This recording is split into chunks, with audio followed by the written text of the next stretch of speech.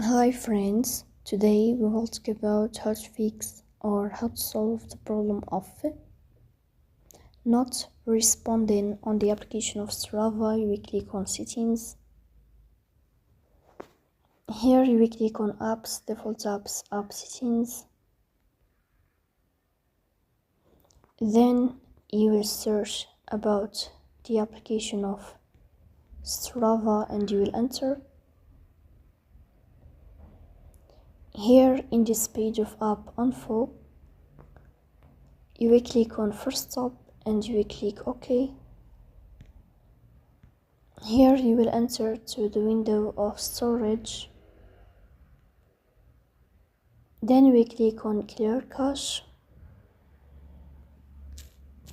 In the end, you will turn off your phone and you will restart your phone again. So please don't forget to support us by like and subscribe.